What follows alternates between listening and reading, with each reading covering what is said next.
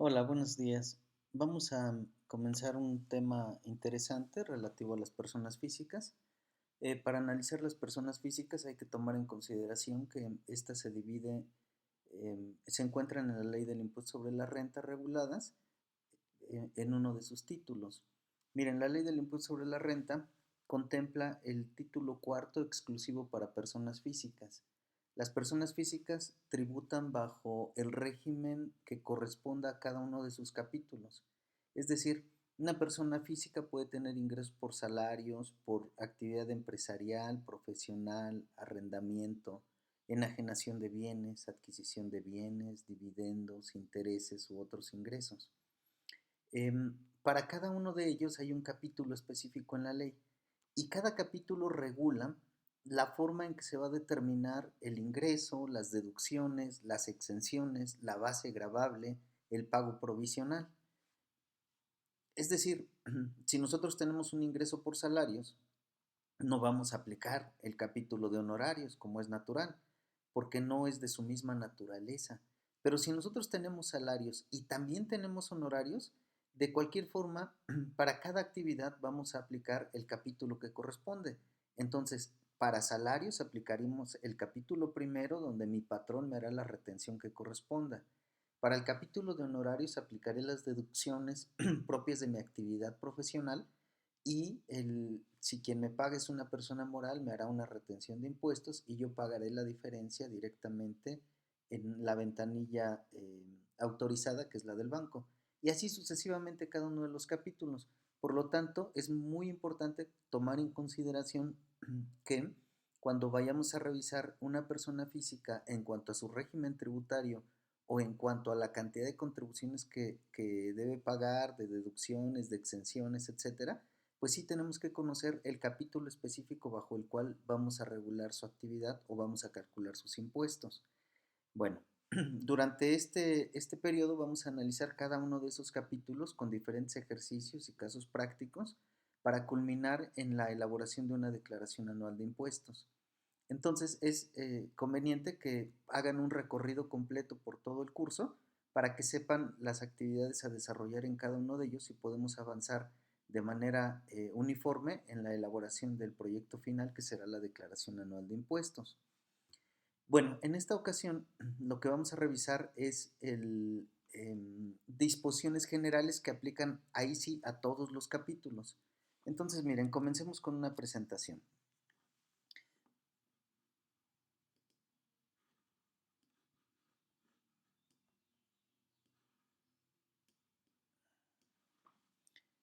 Vamos a ver, aquí en la pantalla aparece la presentación sobre aspectos generales de las personas físicas, que es esta primera semana, actividad 1.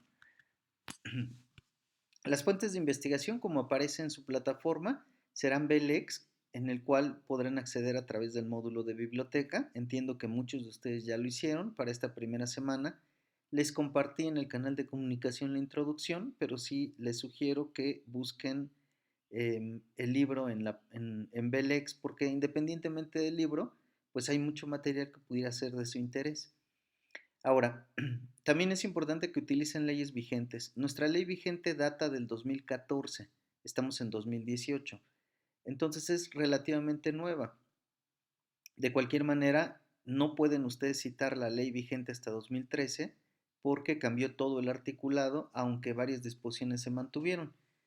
Entonces, la ley la pueden descargar de estas páginas web, ordenjuridico.gov.mx, de diputados.gov.mx, y en Google pueden buscar con la voz Ley del Impuesto sobre la Renta y también les va a mandar a estos links. O bien pueden comprar su Ley del Impuesto sobre la Renta, que es altamente sugerible porque no solamente viene el contenido o el texto propio de la ley, sino que también vienen correlaciones con otras leyes u otras disposiciones, lo cual va a complementar con mucho su análisis porque podrán revisar los artículos del reglamento de la ley del impuesto sobre la renta y ciertas reglas misceláneas que son aplicables. Muy bien. Yo les voy a compartir una versión electrónica de la ley del impuesto sobre la renta vigente. Aquí les dejo la dirección en la cual lo pueden descargar. esta ley ya viene con un índice, viene por artículo, tiene encabezados, algunos artículos vienen comentados, algunos con correlaciones. Esta es una labor autoral mía, entonces, bueno, se las comparto con mucho gusto si les es de utilidad. Y la idea es que tengan una lectura de cada uno de los artículos que sean aplicables a las actividades que vamos a analizar. Bueno, comenzaría señalando que las personas físicas tributan en la ley del impuesto sobre la renta, eh, pero previo a ello la ley del impuesto sobre la renta tiene una fuente mayor que es nuestra Constitución. Dice nuestra Constitución que, que ella misma y las leyes que de ella emanen son la ley suprema de toda la Unión. Lo cual quiere decir que toda ley secundaria, como es la ley del impuesto sobre la renta, del IVA, del IEPS, un código de comercio, una ley de sociedades mercantiles, una ley federal del procedimiento contencioso administrativo, etcétera, tienen una fuente primaria. De ahí que sea importante que nosotros conozcamos que la Constitución en su artículo 31, fracción 4, estipula que es obligación de todos los mexicanos contribuir para el gasto público de la Federación, de los estados, de los municipios y de la Ciudad de México, dependiendo del lugar donde residamos, de la manera proporcional, equitativa y con base en las leyes que se emitan. Entonces, el constituyente, a través de el Congreso de la Unión, es quien está autorizado para emitir estas leyes. Así fue dictada nuestra ley del impuesto sobre la renta en el año 2014 en un segundo grado de jerarquía. Posterior a la ley viene el reglamento de la ley del impuesto sobre la renta, cuya fuente también es por una disposición constitucional, el artículo 89, párrafo primero, que es una facultad del Ejecutivo Federal dotar en la esfera administrativa las disposiciones que sean necesarias para el desarrollo de la ley. Después del reglamento tenemos la resolución miscelánea fiscal, que es una atribución del jefe del Servicio de Administración Tributaria, alguna normatividad interna y, bueno, evidentemente su página web, formatos y software que se emiten. Tengamos en cuenta estos fundamentos de las contribuciones porque cuando nosotros analicemos un caso particular tendremos que hacer un recorrido por todas ellas para poder conocer de forma más completa la solución a los casos planteados. Bueno, ahora, los elementos de toda contribución. Estos 4 elementos, quinto con época de pago, son lo que le conocemos como los elementos esenciales de las contribuciones. No hay una contribución que no tenga estos elementos. Por lo tanto, como metodología de estudio, es conveniente que ustedes consideren conocer de forma profunda cada uno de ellos, porque al ser esenciales no pueden ser desarrollados en un reglamento como facultad del presidente o en una regla miscelánea, porque violarían un principio de reserva de ley, es decir, toda contribución, como dice el 31 fracción 4, debe de ser conforme a la ley y la ley la emite el Congreso de la Unión y solo el Congreso de la Unión. Entonces, ninguno de estos elementos podrá ser desarrollado con posterioridad. Así, la ley del impuesto sobre la renta tiene como sujetos en su artículo primero a las personas físicas o morales. En el caso específico, por favor lean el artículo 93 que trata en particular de las personas físicas. El objeto imponible, el qué, son el tipo de ingreso que perciba la persona física. La base será sobre la cual se calcule la contribución, en este caso la ley grava los ingresos y posteriormente emite elementos neutralizadores de los ingresos como pueden ser las exenciones o las deducciones. Una vez que conocemos la base, otro elemento es la tarifa en nuestro caso o la tasa en el caso de personas morales, el cuánto pagar es a través de la aplicación de esta tarifa a un ingreso acumulable. Hay ciertos casos en que a las personas físicas les aplica una tasa, los veremos en el desarrollo del curso, una tasa efectiva de contribución a ciertos ingresos no acumulables. Y de una vez lo aclaro, que digamos ingreso acumulable e ingreso no acumulable, de ninguna manera quiere decir que el segundo no pague.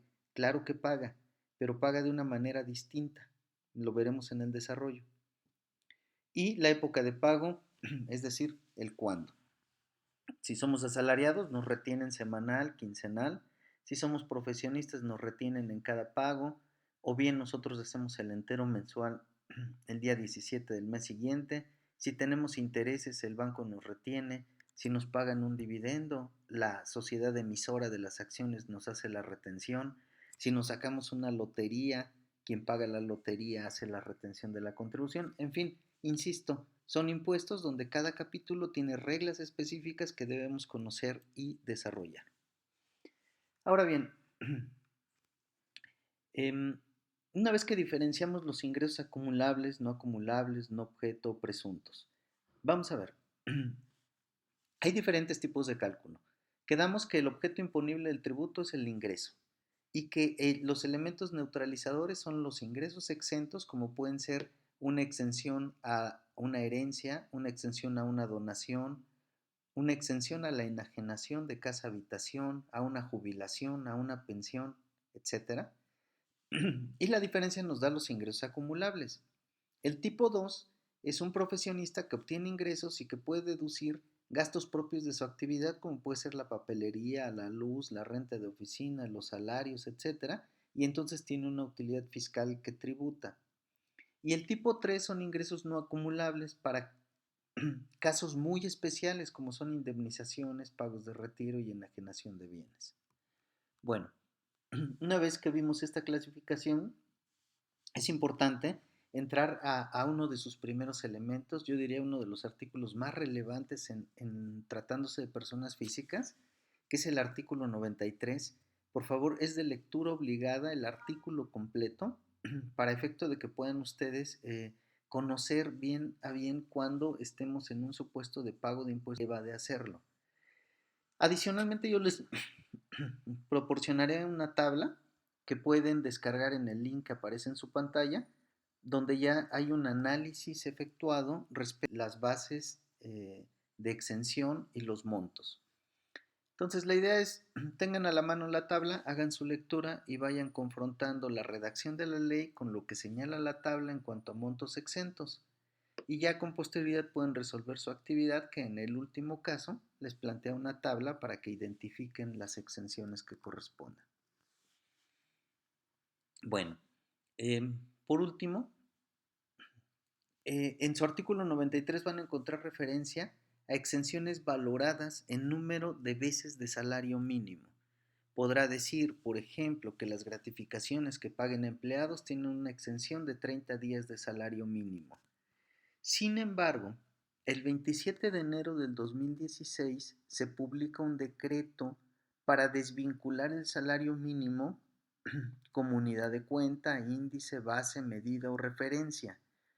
Es decir, en cualquier ley federal que imponga una multa, que otorgue una exención, que dé un estímulo, vaya, que sea únicamente referido a salario mínimo, no importa de dónde emane, entiéndase que esa ley, en vez de decir salario mínimo general, se está haciendo referencia a la unidad de medida y actualización, UMA.